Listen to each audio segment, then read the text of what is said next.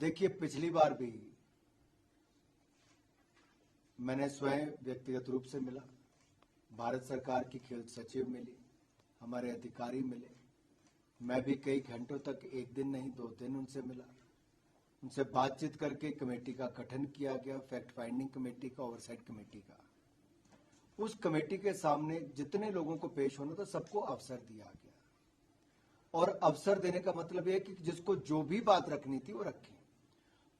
जब ये कमेटी बनी, उस कमेटी में भी महिलाओं को ही ज्यादा तादाद में रखा गया, और इसलिए था कि महिलाओं के सामने महिला अपनी बात खुलकर कर सकती है, और सबको अवसर दिया गया।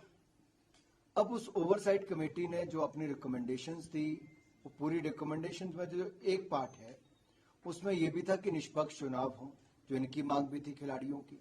निष्पक्ष चुनाव कराने के लिए एक इंडियन ओलंपिक एसोसिएशन को हमने वो अधिकार दे दिया। पहले भी ऐसा ही होता था, इंडियन ओलंपिक एसोसिएशन करती थी। तो इंडियन ओलंपिक एसोसिएशन ने कल अपनी एक कमेटी भी गठित कर दी, अडॉक कमेटी। अब वो अडॉक कमेटी 45 दिन के अंदर चुनाव करवाएगी, नई संस्था को चुनेगी, एक रिटायर्ड जज उसके कराने के लिए नियुक्त किए जाएंगे। ये पूरी कमेटी, वहां पर सिलेक्शन हो, टूर्नामेंट का आयोजन हो, उसको लेकर निर्णय हो, और इंटरनल कंप्लेंट कमेटी जो होनी चाहिए ऑर्गेनाइजेशन में, जहां पर कोई भी खिलाड़ी हो, लड़का लड़की अपनी शिकायत दर्ज करा सकता है, उसका गठन भी करवा कर देगी। तो सारे कदम उसी दिशा में है, सारे कदम उसी दिशा में है। एक प्रक्रिया है, और प्रक्रिया जब कमेटी की रिपोर्ट आई, उसके बाद जो जो कदम उठाने उस दिशा में कदम उठा रहे हैं।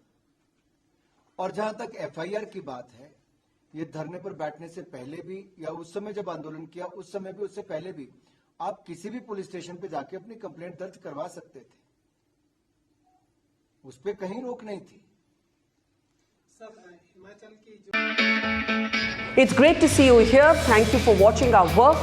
If you haven't subscribed yet, don't forget to click the bell icon and subscribe to Mojo Story and support independent, robust journalism.